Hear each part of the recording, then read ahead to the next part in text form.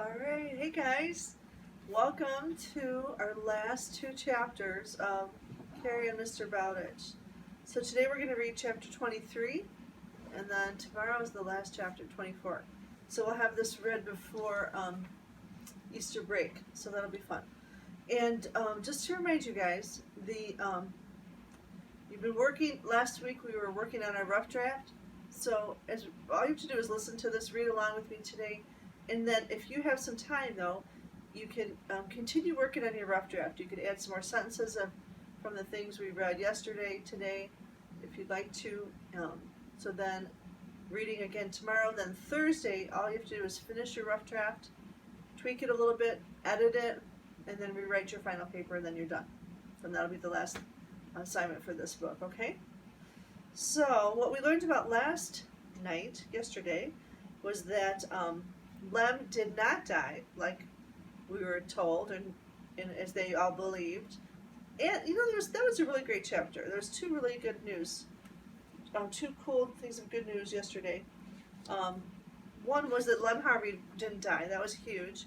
And then two is that Nate Bowditch, also huge, got his degree from Harvard, an honorary degree, because of all the studying that he did. And he happened to be there and didn't even realize what was happening. So that was really cool. So now we are on chapter 23. At the end of that chapter yesterday, we learned, though, that Lem Harvey broke his leg. So let's find out what happens next. Dr. Hollyoak was with Nate when they got the news that he had broke his leg. So the beginning of the chapter, page 228, Captain Bowditch Commanding is the title. So let's begin. Come along with me, Nate, said Dr. Hollyoak, or Dr. Hollyoak suggested. You might as well help set a leg, which means to fix a broken leg. 6 months from now, you might be bossing the job, which means if he's on the ship, and he's the captain of the ship, he has to fix anything that happens. If somebody breaks a leg, he'll have to do that himself. So, anyway, next paragraph. When they turned in at Lem's gate, to Lem's house, they could hear him raging. When Lem saw them, he broke out afresh. He'd been mending the shingled roof of their little house when the ladder had slipped sideways. He'd tangled with it as he'd fallen. Me, he stormed, me fall off of a house? Me that's hung by my eyebrows, reefing sail in a storm? Fix me up good, Doc, so I can be ready when the Putman sails. Not a chance of it, Lem. This is a compound fracture. Now, listen, Doc. Shut up, man. You'd be a nuisance on shipboard. Oh, Lem was silent. Then, listen, Captain Bowditch, there's a lot I'd better tell you. When you hit the coral reef off Sumatra, Lem never stopped talking while the leg was set. Nate was glad Polly wasn't there to hear everything he had said of Sumatra. So again, there's kind of some wild stories that they're getting out of Sumatra. November 21st, the Putman sailed, bound for Sumatra and the Pepper Islands, God willing. Captain Bowditch commanding. Captain Bowditch commanding. Nate looked about his ship and whispered those words to himself. He took his departure from Cape Ann. In his cabin, he marked his chart and started the log of the Putman. Billy Bartell, his cabin boy, entered. Mr. Denny's compliments, sir. The watches are set. Nate went on deck. Lupe's smile flashed and was reefed. Mr. Sanchez now, second mate of the Putman, a good man, a good crew, Nate thought. Old Chad Jennings at the wheel. Chad's grandson, young Corey, looked edgy. Probably hadn't found his sea legs yet. Good stuff in the boy. Nate spoke to them quietly. He had good men in charge, he told them, Mr. Denny and Mr. Sanchez. They were to be obeyed at all times. He saw a flicker of bewilderment in the eyes of the crew. I suppose I should have roared, he told himself. but I can't think of anything to roar about.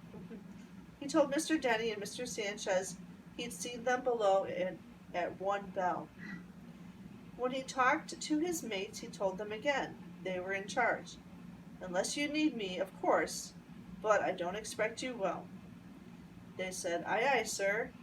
Then they went above. Then for the first time, the awful aloneness hit him. He was responsible, finally and completely. All the long, lonely way to the Cape, all the treacherous, squally weeks in the Indian Ocean, he was responsible. No matter what came up day or night, if it baffled his men, he must decide. For the first time he began to understand Captain Prince, the set of his jaw and the bite of his words when the voyage began, the eternal alertness that never relaxed. He knew now why Prince always seemed to shed about 10 years when they made their landfall. He thought of his father, his sloop aground on Aquila Reef. He imagined how it must have been he imagined how it must have been to watch helpless while his future was beaten to pieces. He remembered how Granny had said it took the tuck out of him. He remembered the threat of battle off Cadiz when he had pulled off his boots and had gone to the powder room. He had forgotten where he was. He worked problems on a powder keg. He couldn't forget now. If battle threatened, he couldn't let others make the decisions. If they were challenged now, he must decide. If he surrendered the ship, if his men would die defending it, if he lost a man, he must answer the faces on the wharf when he returned. Lupe's young bride, Denny's wife, and the 2 boys. Nate shook his head and went topside. He'd have to stop that way of thinking. Not 12 hours from home. He'd be gone 12 months, maybe longer. He was sailing to an uncharted coast in an untried ship. No man knew yet how the Putman would sail. In the days that followed, the Putman proved herself with flying colors. She passed the Eliza that had sailed 6 days before the Putman weighed anchor. The crew of the Putman shouted and swaggered, a good omen that they set a record. In February, they stood off Cape Town to fill their water casks and replenish supplies. Then the last familiar landmark faded astern. With luck, their next landfall would be Sumatra. Thousands of miles yet to go. The Cape seemed next door to the East Indies, till a man had sailed the Indian Ocean. 10 days from the Cape, Billy came to Nate with wide eyes. Mr. Denny's compliments, sir. Could you come on deck? Well, something's broken loose. Nate checked his glass. It was falling. He went topside. Mr. Denny said, craziest thing I'd ever seen, sir. Hardly enough wind to make sternway, and the waves are pounding us to pieces. Nate studied the sky. Huge cumulus clouds. Another wave crashed on the deck. A typhoon, Mr. Denny. Holy cow. It's like a hurricane. The waves always outrun the wind. When the wind rises, we'll be able to make headway.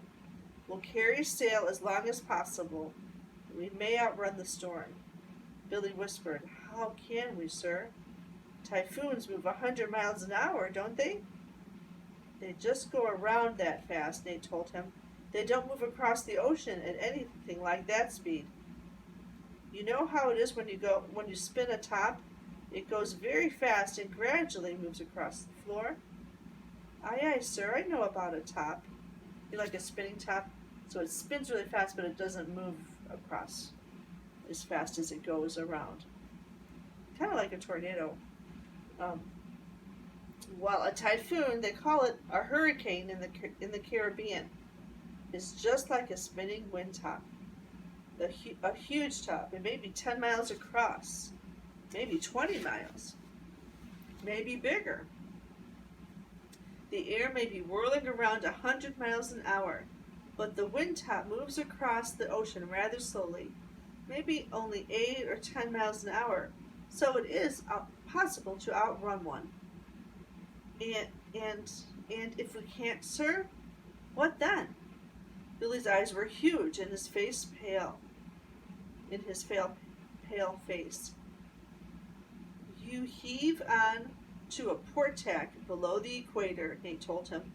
I'll tell you all about it sometime if you'd like to know. Yes, sir. Aye, sir. I'd like that fine. The hours passed. 8 bells. The watch was relieved. 8 bells again, and the starboard watch lay below. The clouds were strange shapes now and tinged with copper. The wind freshened. Mr. Denny, have a lifeline rigged, Nate ordered. Aye, sir. Men stretched a heavy line the length of the Putman from bow to stern. More wind. The top hamper creaked.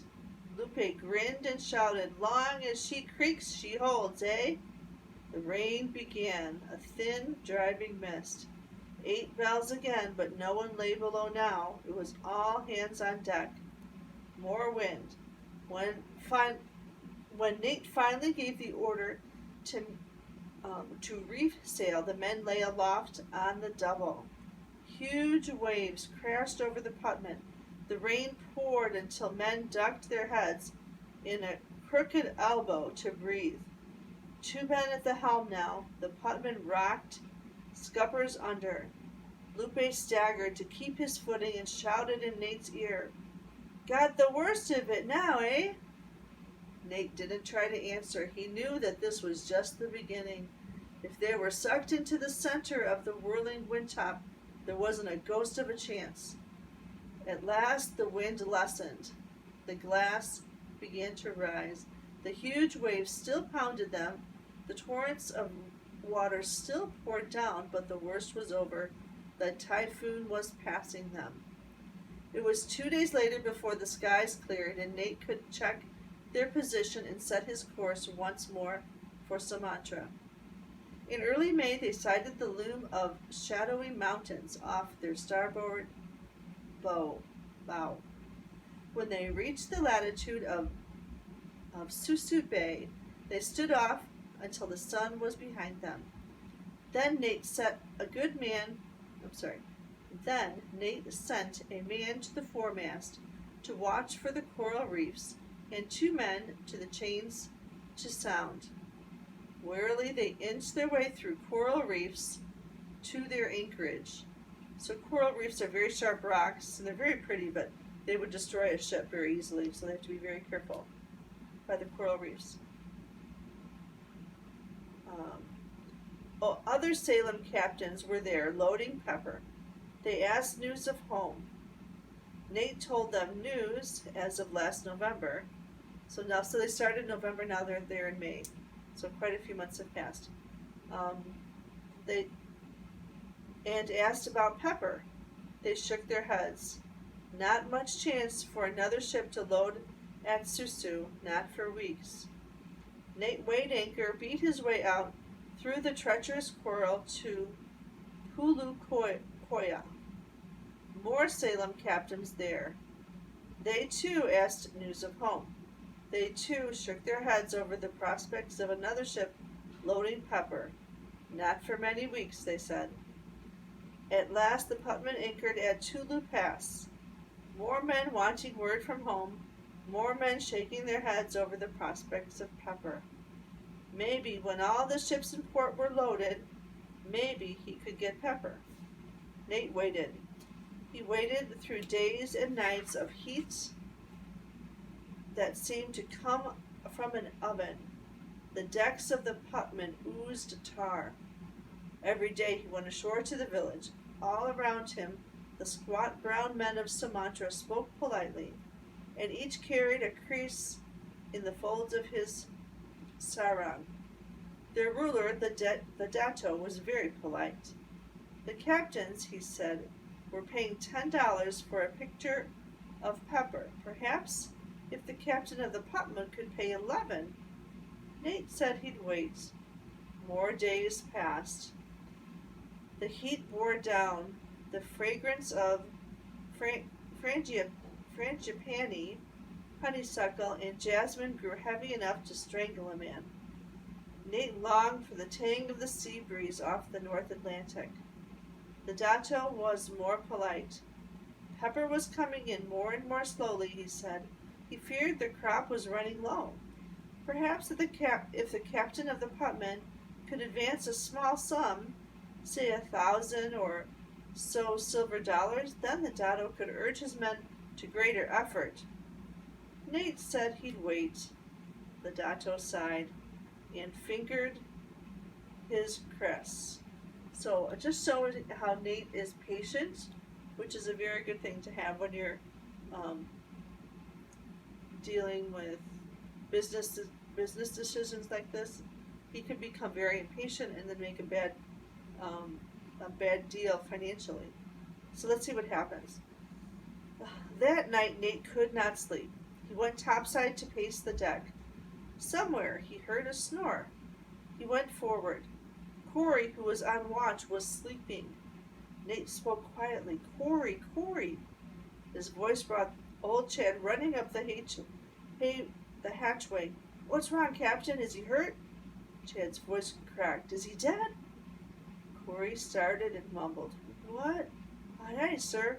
Chad roared. Now, Chad's his grandfather. You asleep on your watch? The tongue lashing he gave his grandson brought the whole crew topside. What was it, they asked? Had the Malays tried to board? If they had, Nate roared, you'd all be dead in your sleep. He turned on his heel and went aft. Can you imagine? Because that was his job, God bless you, was to watch and take guard of the ship, and the boy was asleep, or this young man, the ship could have been taken over. So Nate didn't have to yell, but his grandfather yelled at his grandson.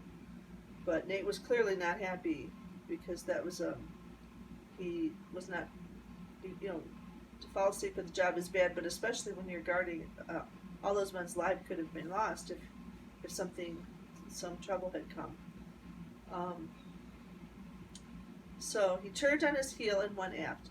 There was nothing he needed to say to Corey. There was nothing he could say to the heartbroken old man who was Corey's grandfather. So again, the grandfather's so embarrassed that his son would do such a thing. More days crawled by. At last, the Dato said he would have pepper for the Putman tomorrow. The next morning, Nate gave Mr. Denny's orders. He was to begin unloading ballast so he could store pepper. He was not under any condition to let more than 2 Malays on board ship at one time. So he's very careful about foreign men coming on his ship to keep, so nothing bad happens, so they don't try to take over the ship. So he's learned over the years a lot about how to run business, how to take care of his men, how to keep the ship safe. Nate took Lupe ashore with him. The boat crew landed the sails and a money chest and carried them to the square. The boat returned to the Putman. Lupe and Nate were alone in a swarm of baggy-legged, barrel-chested, powerful brown men. More and more men swarmed into the square with their baskets of pepper to be weighed and stored in bags. Finally, the pepper bags made a wall shoulder high. If the captain could pay now, the Dato said, the men would begin taking the pepper to the ship. The price was $12 per pickle. Nate did not hesitate. He slammed down the lid of the money chest. Mr. Sanchez, call a boat for us. We'll get pepper somewhere else. Because remember earlier, it was $11, right? So Nate's not going to take such an increase in his price. Lupe's smile stretched. His eyes were flat, black, and watchful. He prowled from the square and left Nate alone in the swarm of Malays. 2 minutes passed, 3 and 5. The brown men thronged into the square. Let's see what happens. A violent argument arose. Nate wished he had a grammar dictionary and dictionary of their language too. It might have helped to know what they were saying. At last the Dado approached him, smiling, his hand on his crease. It had been very hard work, he said, but he had persuaded the men to give up their pepper at $11 a pickle. The men were sad. It was choice pepper, the best of the season. That much was true, Nate knew. When the pepper began ripening in January, it ripened on the lower branches first. Not until May were the men harvesting the best of the crop. $11 a pickle? Nate opened the money chest again. When Lupe returned, the Malays were shouldering the pepper bags and hurrying to the water's edge, loading the proas. Lupe smiled again, and this time his grin reached his eyes. Senor, he drawled, you are quite a guy. Nate and Lupe went to the beach and watched the boats speed toward the Putman, 10 boats, more than 50 men, and they watched the ladder dangle from the Putman. Instantly a dozen Malays were laying hold, ready to climb. They could hear the angry shouts. Then they saw Denny, Watson, and Jensen appear at the rail with muskets. The Malays edged back. 2 went on board. Nate and Lupe returned to the square to buy more pepper. The next day, the Dado was sad. Why couldn't his men help on the Putman? They could have saved the white men much work at stowing the cargo. Lupe explained. With his mirthless smile and his watching eyes, he explained. Their captain, he said, was a harsh man. He liked to work his crew hard. Also, he muttered to Nate, we do our own work. We live longer, eh? Because remember all the stories we've been hearing about Sumatra and how the people there are very difficult and all the problems that they had. So Nate was being extra careful not to let the Malays or the men of Sumatra on his ship, so they wouldn't try to cause trouble and try to take over the ship. And when even the mayor or the prince of that area was, it's like, oh, you should have let my men help you. So Lupe's kind of making an excuse, saying, oh yeah, our captain likes to work us hard, but he's really looking to protect them, is what he's doing, from bad influences. So June passed, and half of July. More ships anchored at Tule Pass. One morning, when Nate went ashore, the Dado spread his hands and sighed. The 200 pickles he had promised for today, it would be impossible to get. I wonder, Lupe muttered, how much who is paying for pepper. Now what? Do we wait him out again? Nate smiled. No, we won't wait him out. We'll sail. We'll complete our cargo with coffee at the Isle of Bourbon or the Isle of France. He told Lupe of the 2 French islands east of Madagascar in the Indian Ocean. I made my first sea voyage to Bourbon, he said. How long ago it seemed. So I think we have, just checking guys, I think we have like 3 pages left. We're almost done. When they reached the Isle of France, 3 ships of Salem and Beverly were there. Polly's father, Captain Ingersoll, was just ready to weigh anchor. He came aboard the Putman to see Nate and got news to take home to Polly. How was it in Sumatra? Any trouble? Oh no, Nate told him, quite uneventful. Lupe's grin spread. Captain Bowditch, he is one guy. I love when he says that. Captain Ingersoll cocked his head to one side. So nothing happened, eh? I see. Well, I'll tell Polly all is well, and to look for you soon after I arrive. It shouldn't take you more than a week to load coffee here. They cheered Captain Ingersoll on his way. Nate said, Mr. Denny, call the men aft. Soon his men stood facing their captain, a tired crew, haggard with the long months of heat and the grinding toil of the passage to the Isle of France. He knew that every man standing there wanted at least a week on shore before they sailed. He said, "Captain Ingersoll tells me there's plenty of coffee to complete our cargo. Then, when we've wooded, watered, and provisioned, we'll weigh anchor. And we won't wet that anchor again till Salem Harbor. Do we bear a hand?" They split the air with cheers. In 5 days the Putnam stood out from the island. When Nate had taken his departure, he did some figuring. It had taken the Henry 11 weeks from Bourbon to Salem. The Putnam was faster. With luck, they'd be home in early November, maybe even the last of October. They ran into a storm that night. For days, they lived in wet clothes and ate cold food.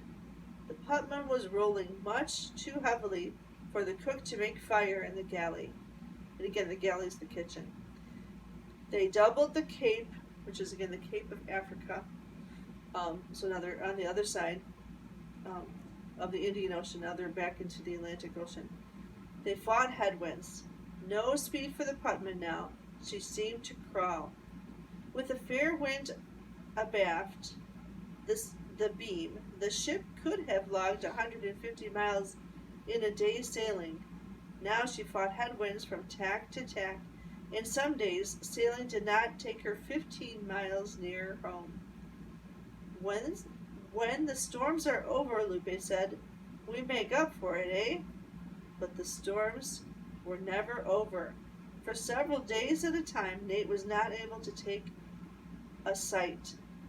October passed, November came. With luck, Nate told himself now, they'd be home by early December. With good luck, he added. In December, they reached the roaring 40s of the North Atlantic, and they groped their ways, close hauled in the teeth of the gales. At last, the storms subsided, which means to weaken in their power. All right, page and a half. At 6 bells of a forenoon watch, Nate said, "Mr. Denny, heave for your soundings." Watson carried the deep sea lead forward, and the other men followed, each with fakes of the line coiled in his hand. Collins on the cathead, Sandy in the fore chains, and Jensen in the main chains. Mr. Denny was on the quarter deck with the rest of the line coiled. Denny sang out, "All ready there, forward!" Watson bellowed, "Aye, aye, sir." "Heave!" "Watch, ho, watch!" It was Collins on the cathead. "Watch, ho, watch!" From Sandy to the fore chains, "Watch, ho, watch!" It was Jensen in the main chains. Mr. Denny sang out, 60 fathoms." They hurled in the lead. Nate checked it. Black mud. They were off Block Island. Block Island? Lupe grinned. "Next door to home, and the storm is dying." But the storm raged again, as though it had been gathering its strength for one last assault on the Putnam. Long days passed. The 15th of December, when they sounded, the lad brought up sand. "Off Nantucket," Lupe said. "I dress in my go-ashore clothes." So they're getting close to home now. Then the stormy North Atlantic proved that all other gales had been merely child's play. For 7 days and nights the Putnam was deluged and hammered with water, not with real hammers, but with water. At last the skies cleared. Nate made his observations. "I could have swum from Nantucket that fast," he muttered. Clouds darkened the sky again. For 3 days the rain poured in the waterfall torrents of tropical storms. The top of page 240. Only this rain was cold and mixed with sleet, and men struggled with numb fingers to reef and loose sails. In his cabin, Nate rested his head on his hands. He had hoped to be home in early November. With luck, at the end of October. Christmas Eve, and they weren't home yet. Something clawed at his attention. He looked around, puzzled, then realized what it was. The wild rolling and pitching of the Putman had lessened. At 8 bells, Mr. Denny came to his cabin. "The rain's letting up," Nate asked. "Aye, aye, sir." Mr. Denny was grim. "This is worse." "Worse?" "Yes, sir. Fog." He shook his head slowly from side to side. "I've seen fog in my day, but this one," he shrugged, and his shrug was a shiver. Fog. So it's very hard to sail through fog. So that is the end of chapter 23. Whew, one more chapter to go. You guys don't look at the pictures. Don't go ahead, okay? Because it'll be more fun if we read it together. All right? Have a good rest of your day, and I'll see you guys tomorrow. Bye.